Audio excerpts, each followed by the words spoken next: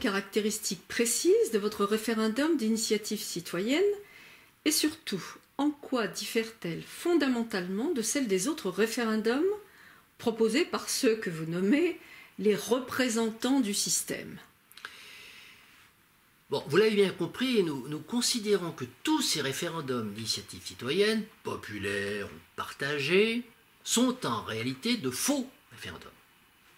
Et nous nous démarquons d'eux, en premier lieu, par son intitulé, par l'intitulé que nous donnons à notre référendum. Nous l'avons nommé le référendum libre et souverain, avec, pour acronyme, RLS. Donc nous ne parlons pas de RIC, RIC, ni de RIP, RIP, mais de RLS. Ce qui signifie déjà que nous ne parlons pas de la même chose. Bien plus, nous considérons que le terme RIC, a été tellement galvaudé qu'il vaut mieux carrément l'ignorer. Vous pouvez constater de plus que le mot citoyen ne figure pas dans notre sigle RLS, car il s'agit d'un référendum libre, souverain, et donc forcément citoyen et rien d'autre, sans qu'il soit besoin de le préciser. Sur le fond, le RLS se distingue du RIC par le fait qu'il est basé sur 5 principes, alors que le RIC, le RIC, n'est basé sur aucun principe autre que celui de se nommer citoyen. Ce qui, vous en conviendrez, n'est pas un principe, sans compter en plus que le mot citoyen n'est pas précisément défini. Bref, la notion de RIC est à géométrie variable, ce qui n'est pas le cas du RLS. RLS qui doit être conforme à 5 principes suivants. Premier principe, le RLS a une vocation exclusivement nationale. Deuxième principe, le résultat d'un RLS est souverain, il ne peut être abrogé que par un autre RLS. Troisième principe, le RLS est libre et il n'existe aucune entrave à sa formulation. Quatrième principe, le RLS comprend 3 phases, l'initiative, le débat, la votation. La phase 1 et la phase 2, l'initiative et le débat, doivent faire chacune l'objet d'un dispositif spécifique rigoureusement indépendant du dispositif représentatif.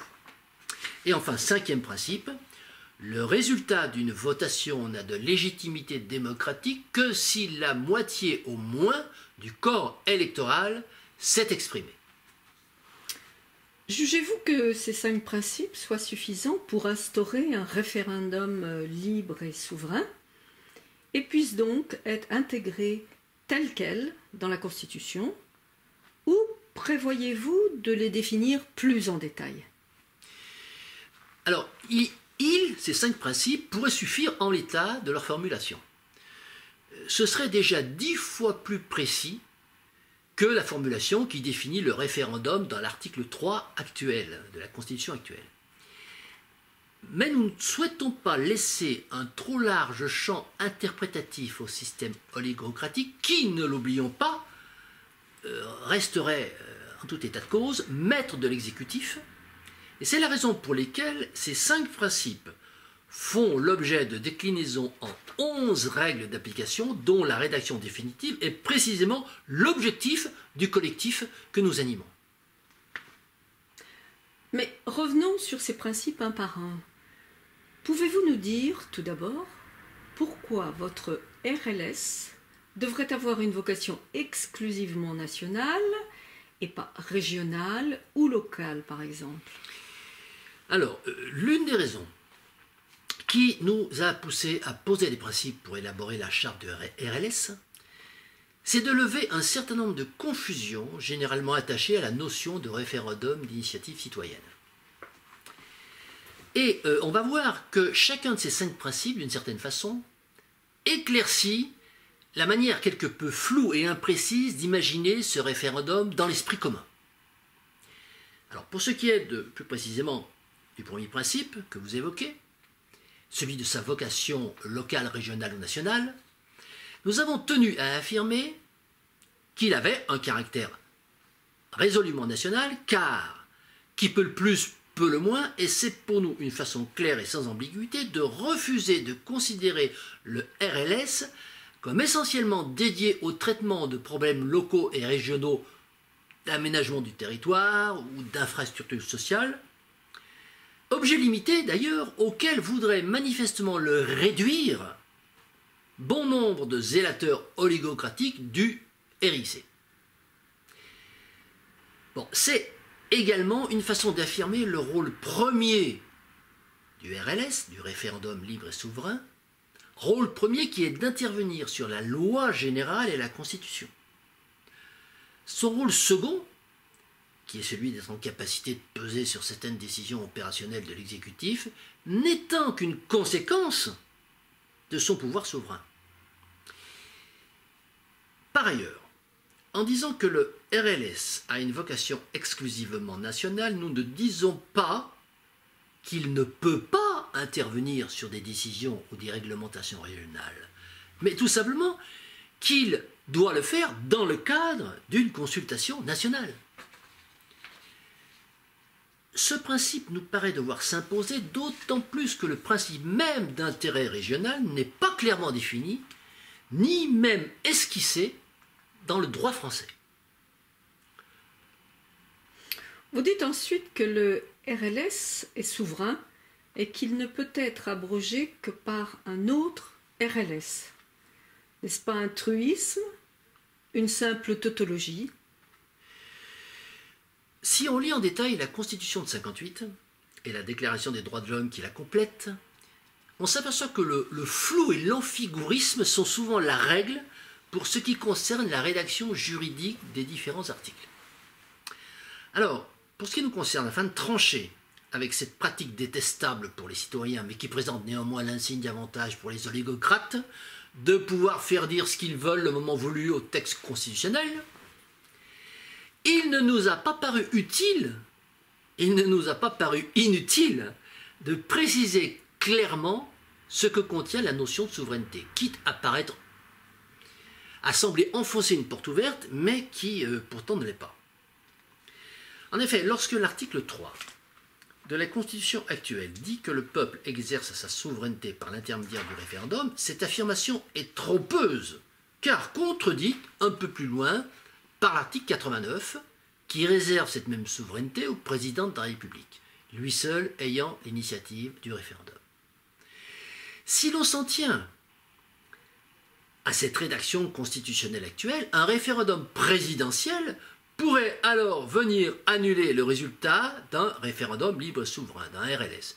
Et c'est précisément ce que nous voulons éviter dans l'hypothèse pas souhaitable, mais pas impossible non plus, où ce référendum représentatif serait maintenu. Enfin, ce principe souligne également que le RLS est l'outil du pouvoir suprême, ce qu'il n'est pas inutile de réaffirmer et peut ainsi couper court à toute contestation ou ergotage juridictionnel à venir. Votre troisième principe dit que le RLS est libre et qu'il n'existe aucune entrave à sa formulation.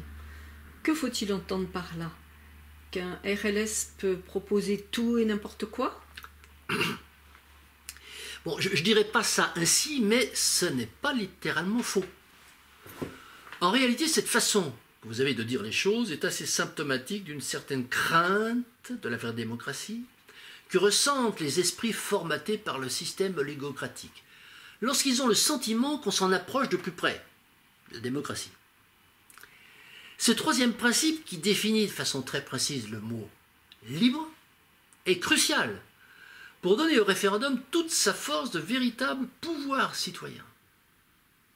Il permet également de débusquer à coup sûr les faux zélateurs du référendum citoyen, c'est-à-dire les partisans de la pérennité d'une domination confirmée du pouvoir représentatif, néanmoins assorti d'un référendum citoyen qui soit un gadget impuissant.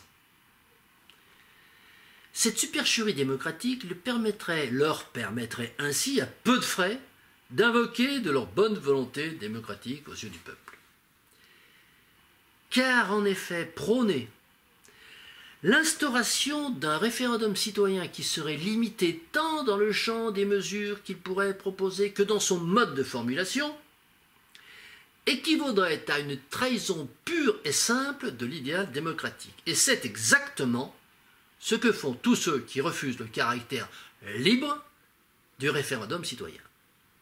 Ou plus exactement, qui refusent de préciser ce qu'ils mettent comme contenu dans l'adjectif libre.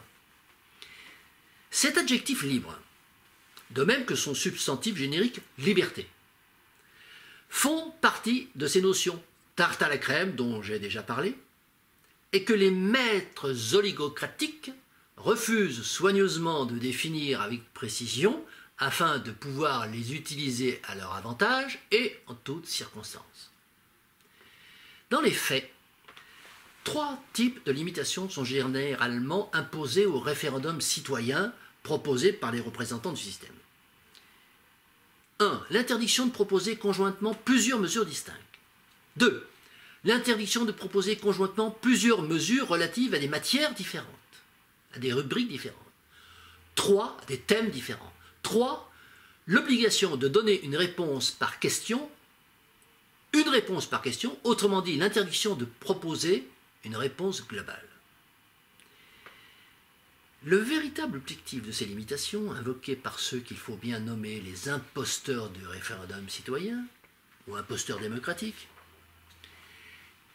c'est de n'autoriser à ce référendum atrophié que la faculté de décider de modifications législatives partielles, donc, par voie de conséquence, mineures.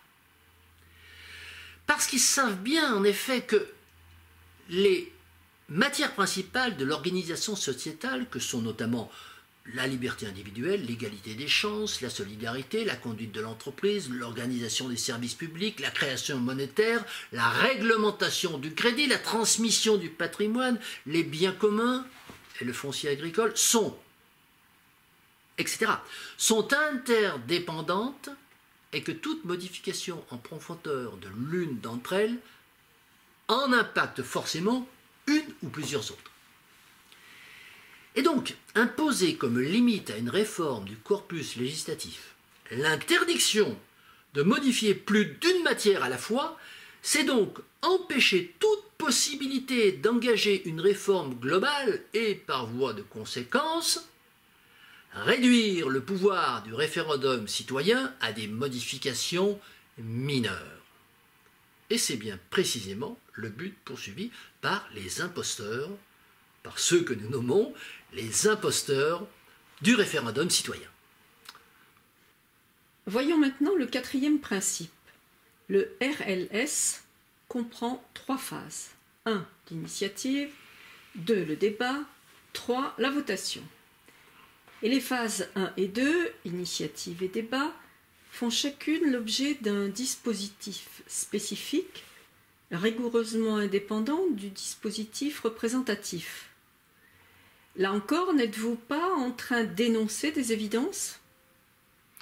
Des évidences? Alors, votre question est intéressante parce qu'elle montre à quel point le formatage, j'en ai déjà parlé, des esprits, peut conduire à juger évidentes par le citoyen ordinaire des notions qui sont pourtant soigneusement occultées par le discours oligocratique. La très grande habileté de ces imposteurs étant précisément de faire croire aux gens des choses qu'ils n'ont pas dites en réalité. Les phases 1 et 2 du RLS, l'initiative et le débat, sont un archétype de ce stratagème. C'est-à-dire qu'on nous parle de référendum citoyen uniquement en tant que dispositif de votation. C'est la phase 3. Tout en restant muet sur les phases d'initiative et de débat. Comme si ça coulait de source, que ces phases allaient s'organiser toutes seules, comme par magie. En réalité, dans l'esprit de tous ces rics, ces phases sont entièrement organisées, ou organisables, et manipulées, manipulables par le système représentatif. Dans les faits, et tout comme le principe précédent, ce principe 4, au-delà du sens profond qu'il renferme, agit chaque fois qu'il est contredit, chaque fois qu'on le contredit, il agit en catalyseur de l'imposture démocratique.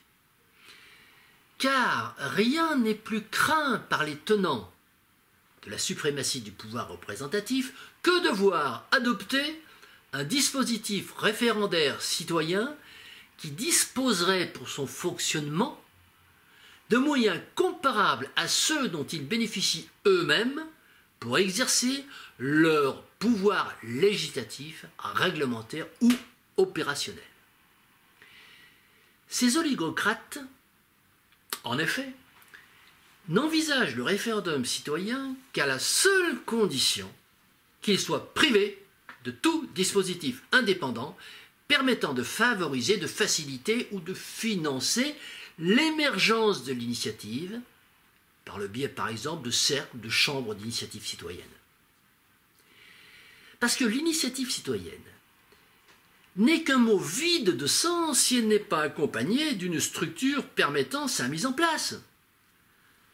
Face à la méga-machine de l'oligocratie avec son Assemblée nationale, budget annuel 580 millions d'euros, son Sénat, budget annuel 340 millions d'euros, ses conseils régionaux, budget annuel 30 millions d'euros, ses conseils municipaux, budget annuel 1 milliard d'euros, son gouvernement, coût annuel 550 millions, sans oublier la machine de guerre des partis politiques dont le budget peut être estimé à 60 millions d'euros, pour ne citer que les postes principaux. Face à cette somme colossale de près de 3 milliards d'euros, eh bien, les oligocrates verraient très bien une initiative citoyenne fondée sur le simple bénévolat et privée de tout financement pour assurer le fonctionnement des cercles d'initiative citoyenne, réduisant ainsi presque à zéro le risque de voir émerger le moindre projet. Ce quatrième principe affirme donc de façon très claire la nécessité de créer une infrastructure d'initiative totalement indépendante de l'oligocratie, infrastructure permettant à tous les citoyens qui le désirent de participer à des cercles ou des clubs d'initiative citoyenne. Maintenant, pour ce qui concerne ce que nous nommons la phase 2, c'est-à-dire la phase qui suit la phase de l'initiative, le débat, et qui va permettre à tous les citoyens qui le désirent de débattre des projets afin de pouvoir éclairer leur vote ultérieur par l'expression d'avis contradictoires librement exposés. Eh bien, par rapport à cette phase 2, la phase de débat, les représentants du système verraient très bien les rares projets citoyens péniblement sortis d'un dispositif inexistant, voire dissuasif. Ces rares projets citoyens, traités et débattus dans les médias qu'ils contrôlent eux et orchestrés par les journalistes qu'ils salarient eux. En résumé, le dispositif proposé par ces imposteurs démocratiques se résume ainsi. Une initiative qui se débrouille toute seule, suivie par des débats contrôlés par eux. Ce quatrième principe, il établit donc ainsi de façon claire la nécessité de créer une infrastructure de débat totalement indépendante de l'oligocratie, totalement indépendante des dispositifs représentatifs, permettant à tous les citoyens qui le désirent de participer à des débats éclairants sur tous les sujets issus du dispositif d'initiative. Pour terminer, votre cinquième principe dit que le résultat d'une votation n'a de légitimité démocratique que si la moitié au moins du corps électoral s'est exprimé. Ne craignez-vous pas que ce quota de participation relativement élevé invalide la plupart des résultats des RLS, alors que les votations du système oligocratique, elles, sont valables même avec des quotas de participation très bas? Alors, ce cinquième principe établit effectivement un seuil de validité de la votation citoyenne supérieur à celui de toutes les votations oligocratiques. C'est tout à fait exact. Et c'est même encore plus que ça, dans la mesure où ces votations oligocratiques n'ont même pas de seuil limite de participation et qu'on pourrait très bien imaginer une participation de 10%, voire moins, sans pour autant que constitutionnellement le résultat de la votation puisse être contesté. C'est d'ailleurs la raison pour laquelle notre principe est d'ailleurs critiqué par certains de nos amis travaillant sur la démocratie citoyenne. Ces démocrates, souvent sincères, ont du mal à comprendre pourquoi le dispositif citoyen que nous proposons se rendrait ainsi volontairement la vie plus difficile que l'oligocratie, et pourquoi il serait plus exigeant quant au nombre de votants nécessaires pour valider une votation. En réalité, la réponse à cette question est contenue dans les termes mêmes de sa formulation. En effet, il est clair que, par l'application de ce principe, le référendum libre et souverain établit une nouvelle légitimité, spécifique à sa nature citoyenne. Cette nouvelle légitimité ayant un caractère tout à fait incontestable, au contraire de la pseudo-légitimité des décisions oligocratiques qui sont immédiatement contestées sitôt qu'elles sont annoncées. Preuve de leur pseudo-légitimité. Le fait majoritaire, dans la mesure où il l'est réellement par l'application d'un quota minimal, ce fait majoritaire, lui, est incontestable par nature, et la démarche citoyenne peut alors se prévaloir d'une éthique démocratique qui la place hors d'atteinte de toute critique. Elle donne ainsi l'exemple face à la pusillanimité de l'oligocratie. Signalons enfin que ce quota de 50%, c'est un minimum, et que le cinquième principe n'interdit pas que les débats du collectif aboutissent à une rehausse éventuelle de ce chiffre.